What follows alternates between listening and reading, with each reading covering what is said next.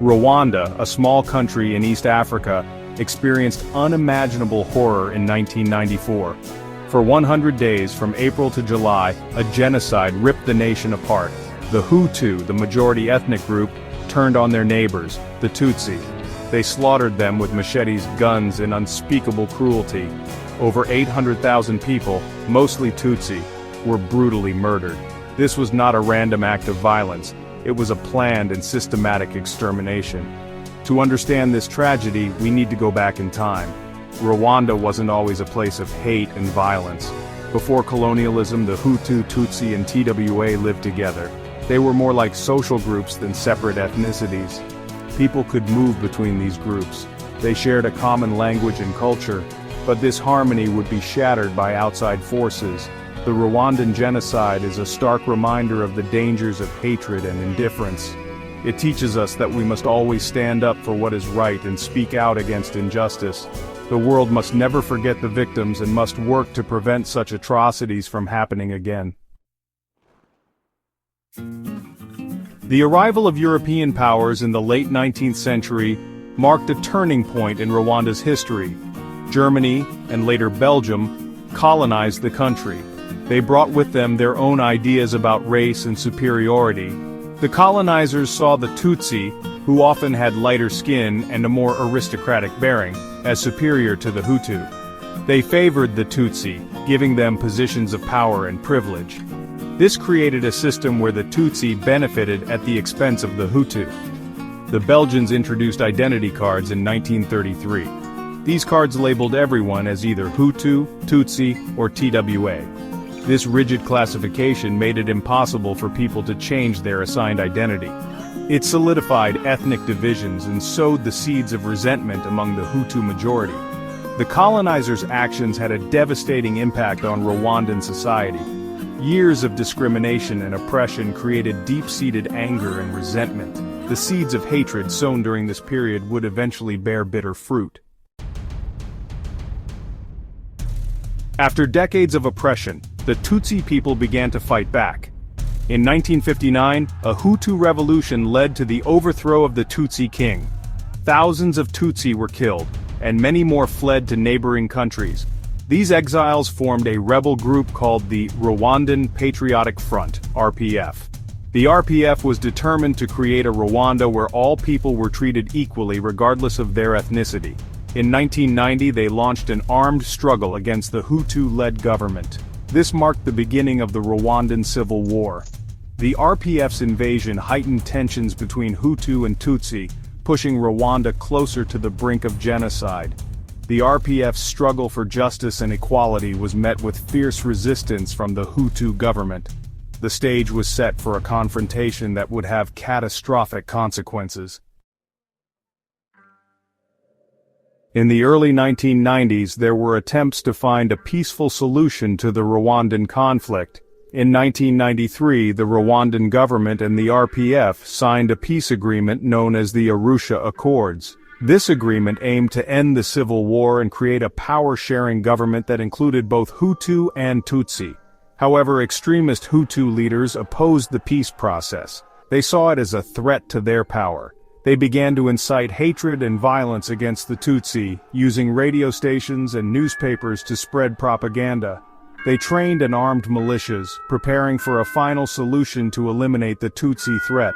The Arusha Accords, a beacon of hope for a peaceful future, were ultimately betrayed.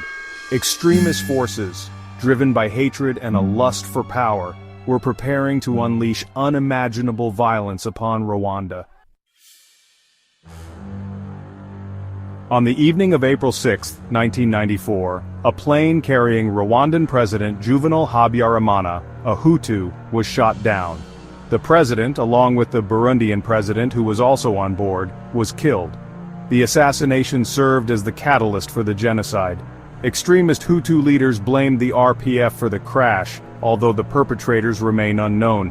They used the incident to justify their pre-planned extermination campaign against the Tutsi. Within hours of the crash, the killing began. Hutu militias, armed with machetes, guns and grenades, set up roadblocks across the country. They targeted Tutsi civilians, killing them in their homes, on the streets, and even in churches where they had sought refuge.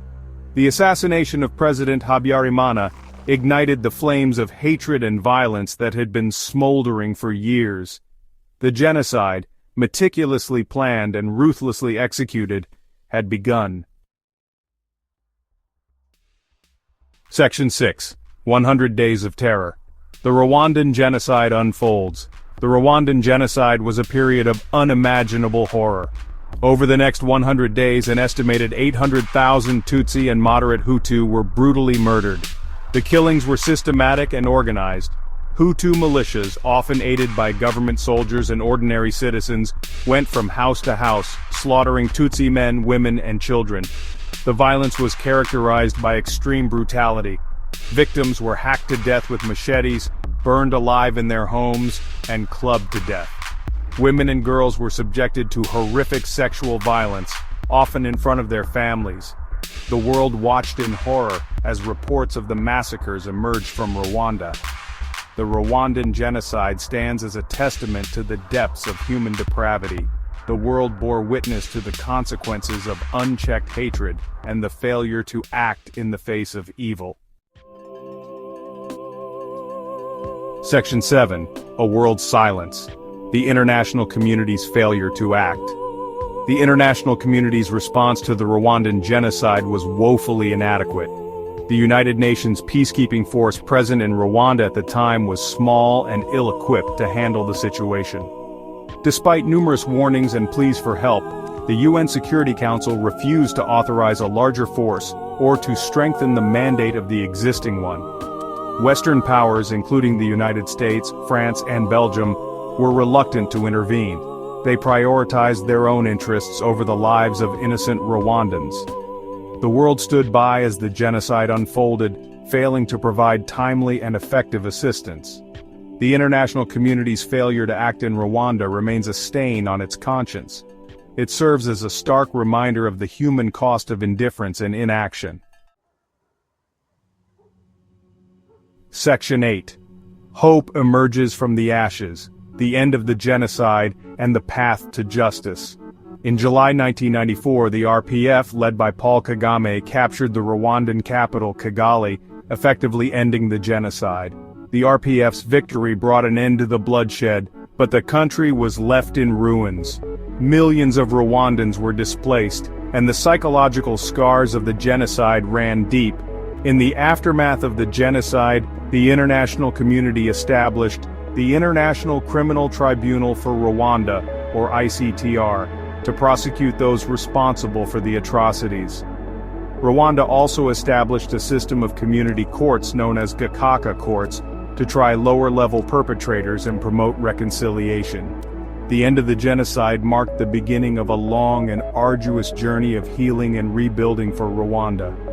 The country has made significant progress in the years since, but the scars of the past remain. Section 9. Remembering the past, building the future. Rwanda today. Rwanda has made remarkable strides in the decades since the genocide.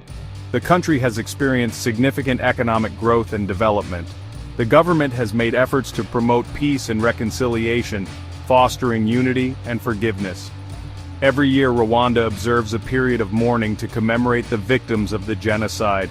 Memorials and museums stand as solemn reminders of the horrors of 1994. The Rwandan people have shown incredible resilience and determination in rebuilding their lives and their nation. The Rwandan genocide serves as a stark reminder of the capacity for human cruelty. It also highlights the importance of education, tolerance, and respect for all people. By remembering the past, Rwanda is building a better future for its people